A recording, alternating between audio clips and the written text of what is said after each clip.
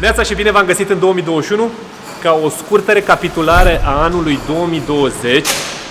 Din punctul nostru de vedere ca service la Coasta de Est a fost un an plin, a fost un an superb, aș zice. Repet, din punctul nostru de vedere, știm că sunt niște situații mai complicate, dar nu o să intrăm în detaliile astea. Ce am avut, mă, Rareș, în 2020? Golful.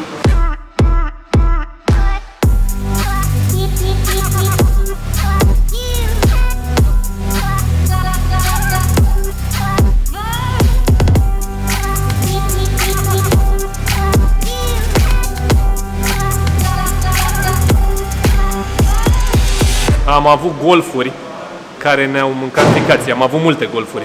Am avut multe motoare date jos pentru diferite lucrări.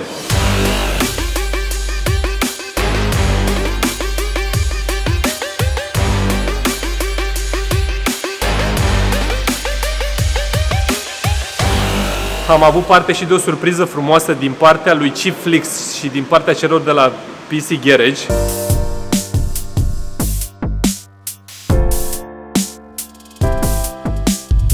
Un sistem destul de interesant într-o jantă. Noi doi am fost cu mașinile la soft, la TCM. Unii au avut rezultate mai bune, alții mai puțin bune. Înainte să intrăm în pauza de o lună pe care am avut-o, pentru că am stat și noi acasă, am avut o sesiune de drifturi în service. Era mai liber serviciul, dar acum e cam complicat să mai facem asta, dar poate o să mai facem la un moment dat. Am avut și niște proiecte foarte mișto în 2020. Am avut odată Opelul lui Tudor, pe care l-am recondiționat complet.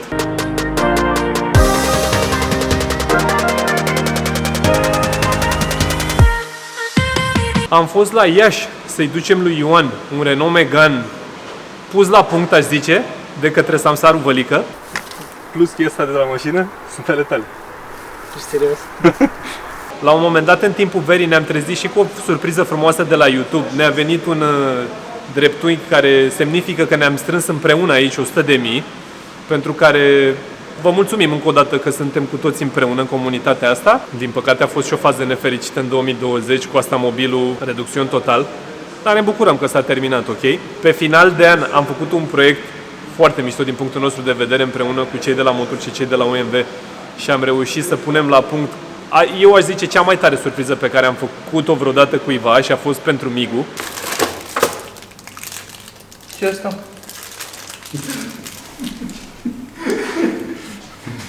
Habar n-am, ok. Doamne, mi se plâng. Mă abțin că-s bărbat? Nu, de ce? Ești bărbat? Deci 2020 a fost un an plin de foarte multe chestii mișto. Yeah. Ai văzut ce a sărit? Coasta de este trăiește bine, mă. Ia uite-mă. Mă cronometrează, mă, cineva? Da, da. Salutare, căluților! Un combinator. Haide, vindeți mașinile acolo, că Mai rău aici, sunt pe combinații cu frații mei. Cred. Frate. Băi. Te dau că nu cred, n-are cum. Crezi că am făcut pana lui prostul? Hai cu optul la plimbare, ai zis, a? Aha. Sunt prea multe planurile pentru 2021 ca să încap într-un clip, cred. Și acum voiam să mai recapitulăm ceea ce promovăm noi din mai multe puncte de vedere pe canal. Dacă promovăm un produs sau un serviciu pe canal, fiți siguri că noi credem în chestia aia, pentru că am avut ocazia, să zicem așa, să ajungem la voi cu foarte multe produse și servicii, dar în unele nu am crezut, așa că n-au ajuns la voi. Deci dacă vedeți vreo recomandare din partea noastră, puteți să aveți încredere cu tot sufletul că e ceva în care noi credem și noi am folosit la rândul nostru, 100%. Pe lângă treaba asta, încercăm să mai promovăm niște lucruri. Îmi pare rău că în momentul ăsta o să dau într-unii dintre voi, dar sincer nu mi-e milă, pentru că sunt convins că putem să creștem împreună, cu sfaturi, cu informații și cu lucrurile în care credem noi și cu lucrurile în care credeți și voi. Sunt niște chestii mărunte care cred eu că ar conta la final de zi dacă toți am reușit să credem în ele. Nu credem în claxonat la 0,1 secunde la semafor, aruncat țigări pe geam. Încercăm să promovăm un comportament mai liniștit la volan. Credem în parcările civilizate, nu alea ca barosanii pe două locuri, credem în a fi civilizați cu toții. Și pe lângă chestia asta, ce e cel mai important pentru noi să promovăm ca și service e să aveți grijă de mașinile voastre, ca să nu vă treziți apoi la service un deviz de, nu știu, 8.000 de lei. Aoleu, ce mă fac acum? Că... Păi stai puțin, în ultimii 7 ani ce ai făcut? Păi am schimbat uleiul doar o dată la 3 ani, în rest n-am făcut nimic. Deci ar fi bine să le țineți din scurt, să aveți grijă de ele, ca să nu vă lase în drum. Ce avem azi de făcut? Un Hyundai Tucson. Hai mă, lasă bureala. Deci avem de verificat un Audi într-o primă fază și nu avem cu altceva cu ce să începem. Hai mă, că au văzut în thumbnail. Avem tot un Golf.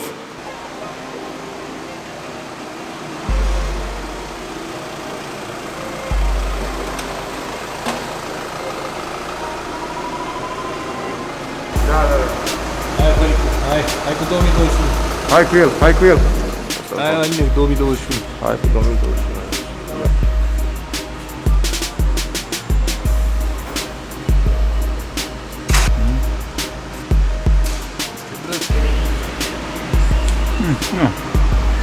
Sunt bine încă.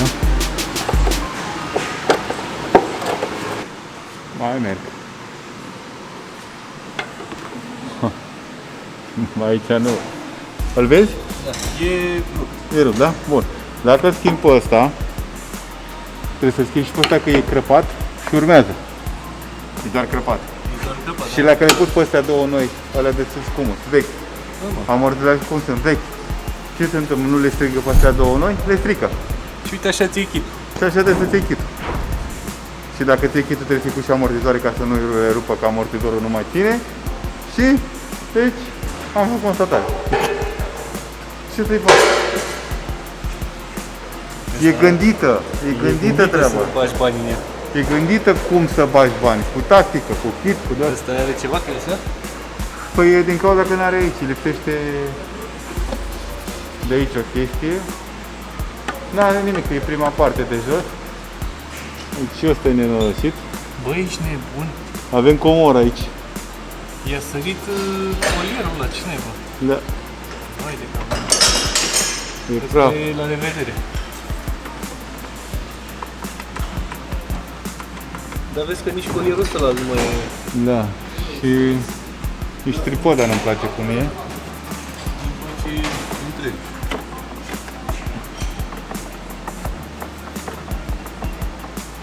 Este, dar are tripod, că la și aici e uzată tripoda. Aici toba lasă lipsa. A scăpat, s-au rupt colierele. Zugini te vai de steaua. Nu, dar s-au rupt aici. Uite. Da, păi de la zugini, s-au mâncat. Am mâncat și s-au rupt. Nu mă. Și să mici că toba face clan-clan. Ce nu reglează farurile. Avem cerere de la client. Opa. Păi am găsit problema. Tija de comandă e ruptă după basculă. Și automat nu reglează farurile. Trebuie tijul nou. Deci de-aia nu reglează. Să vedem de ce nu alimentează. Nu se alimentează. Chiar că scria că nu poate să alimenteze. Ok. Mă scuzați. Nici eu nu pot alimenta dacă rup clapeta aia și o împing mai acolo. Mult noroc. Are rezervor. E ruptă clapeta, e sărită, e aruncată. E clapeta care trebuie să fie aici. E undeva... Este lămurit. Întrebarea era să verifici distribuția. Cum poți să verifici distribuția? Fiind curea. Nu știu, să uiți la curea, să zici, bă, cureaua asta e cam bătrână, îi se văd riduri, nu știu. Ok, pot să mă uit la ea să zic că arată bine. Dar nu pot să zic că nu trebuie schimbată. Pentru că decât dacă ar fi nouă, recent pusă, atunci da, s-ar vedea. Ceea ce se vede pe capac mult praf, înseamnă că e bătrână, nu? Cât mai trebuie, cum mai trebuie, nu știu. Dacă el nu știe, pot să-i spun că trebuie schimbată. Unu, că arată că a mers mult, doi, că în apeși pe curea are un scârțit, dar scârțitul s-a scârțit pentru că are și un teflon pe ea. Da, e posibil să fie și bătrână și are kilometri și atunci pot să-i recomand ca și mecanic că ar fi ok să o schimbe, nu? Dar nu pot să-i spun, da, mai mergi încă 100 de mii, pentru că nu am cum, nu... Are interval Are fix. fix, care, dar eu nu știu intervalul, eu nu pot să aflu intervalul, decât vizual. Dar nu pot să-ți garantez eu că cureaua asta mai merge încă 50 de mii. Aici îi curge ulei, garnitele de capac. Și cred că după cum văd că e ud la EGR, îi trebuie ghere.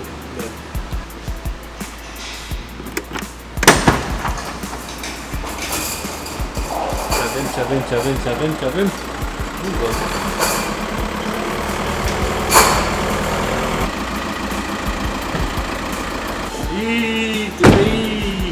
Gotini.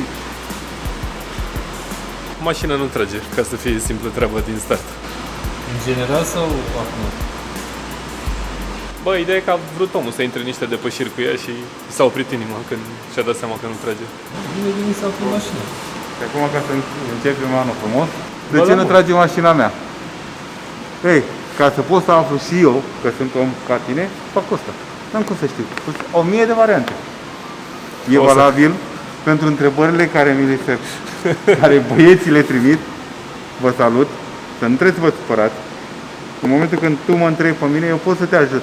Dar cu ăsta, dacă pot să fac cu ăsta diagnoză la tine prin telefon, îți fac. Și spun ce are mașina. Da. E un mod de a spune. E valabil pentru... Bine, o să băgăm serviciul ăsta în 2030. și Da, patru. o să apară o variantă nouă de... O În să ne telefon. conectăm cumva la mașinile voastre, dar ideea e să înțelegeți și să nu vă supărați că primim sincer Da. pe toate conturile și al lui Vali personal și al meu și al tuturor și pe coastă, primim enorm de multe mesaje de genul mașina nu trage sau pornește Chiar nu știu putea cum, fi. tu ce zici că e? Sunt unele Ajută-mă. dăți când Vali stă la o mașină 4-5 ore și tot nu-și dă seama și mai e nevoie să stea și a doua zi 4-5 ore ca să depisteze problema. Ori normal că e simplu să zici, auzi, e așa, dar tu ce zici că e? Eu zic că ăsta e. Deci mă înțelegeți? Trebuie să înțelegeți că nu se poate diagnostica o mașină corect fără o diagnoză. Dacă e vorba de ceva electronic, electric, mecanic, combinat. Stai un pic, că m-am întors, că mi-am adus aminte altă fază. Că am mai zis, băieți, am fost la vreo 6-7 servisuri și nici nu mai știu ce să cred. Și am problema aia așa, voi ce ziceți că e? Deci alea 6-7 servisuri au putut să facă constatare și nu și-au dat seama? Și noi, fără să vedem mașina și fără să putem să o ascultăm, cum neva să facem fără? Deci trebuie să înțelegeți că trebuie un om, după care trebuie un laptop, după care un aparat. Că trebuie mașina aici, asta e important. Da. Boost pressure control below control limitat. Ai văzut cum se află problema? Bagi diagnoza și poți să spun. Asta e problema mașinii. De ce? Nu știu. Am aflat problema, dar nu știm cauzele. Trebuie să ții lopata ca să mă atârnă copul. Și să sac. Furtunul văd că e băgat, e bine. Hai viața mea, dă-ți drumul, dă-ți drumul. Lasă-te grea, Floricu. Deci asta nu e neregulă. Ăla, rezervorul e întreg, m-am uitat la el, n-are pierderi. Este, dar nu poți să zici Nu că știu e. dacă e pătrusă, da? Da, zici de aici, de ăsta? Da. Vezi că e ieșită din aliniament.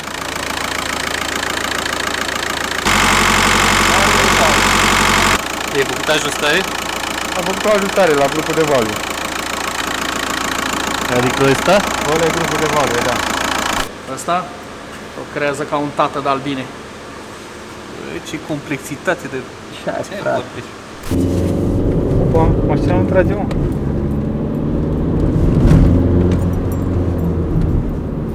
Acum a tras. Acum nu trage.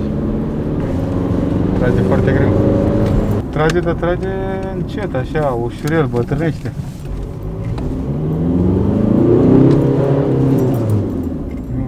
Ceva întârzi încărcarea la turbină.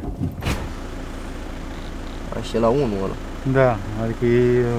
Ăsta toate e într-o... Vezi cât ți le dă aici? Că trebuie să fie pe minus și plus. Între 1 și minus 1, da. Da. Și asta e peste 1 puțin. E roșu, deci nu consider că e bun. Da, pe diagnoza asta. Pa mea îl consideră bun, cu corecție 1. Deci că până la 2.88 e funcțional. Până la 2.8. Am văzut mașini care mergeau normal, cu puțin fum. Aici că de la ăsta să fie cantitatea de fum, că dă puțin fum. Da, păi dă cu fum. Ăla la fund. Scot. E bine, când are. Ia, boost-ul e bun, dar când îl are, dar fiindcă intră prea târziu e din... La 3000 a început, spre 2900. Dar el arată acolo când carcă, nu? Da. Arăta boost-ul bun, bine. Târziu, dar bun. Uite-te tu la el, că pe aia e, că e târziu. Înseamnă că se pierde undeva. Asta are vacumatic sau electronic, e greu? Vacumatic. Și îi scoatem furtună și băgăm un șurub să facem o probă? Asta Și dacă e, înseamnă că e blocul de valve, dacă merge cu șurub anulat acolo. Sau poate fi supapa, supapa de la EGR. Deci podea, acum, sunt la podea. Da. Și la 2000 de ture a început să încarce mai repede. La 2500 a încărcat. Da. EGR-ul e anulat acum, practic. Da. Iar ăla de la turbină funcționează, nu e... Actuator. Deci până la urmă e blocul de valve? Până la urmă trebuie la blocul de valve. Și vedem ce se întâmplă, dar ăla e singurul care face problema asta. La modelul ăsta. Nu, da. Mi-arată jos, uite aici arată ceva, dar nu înțeleg. Ca idee, modulul ăsta de vacuumuri pe care Vălică îl consideră bagabond, noi am avut impresia că e undeva pe la 5-600 de lei, care nu era chiar un dezastru, dar realitatea e că e peste 1000 de lei bine, 1200-1500 în funcție de mai mulți factori. Original nu l-am găsit altfel, așa că ăsta s-a luat din dezmembrări. Să sperăm că asta e problema și a fost 200 și ceva de lei.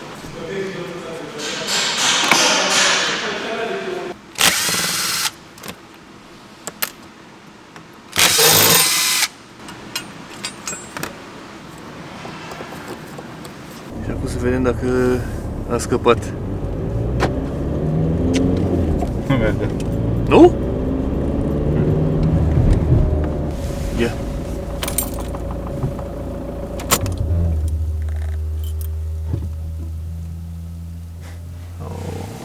Deci nu e bună piesă. Dacă zgomotul ăla îl produce, deja nu e în regulă.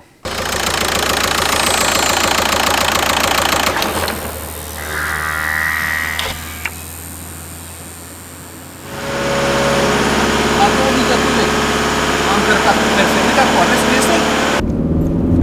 Mi se pare că din a doua încarcă normal, nu? Acum.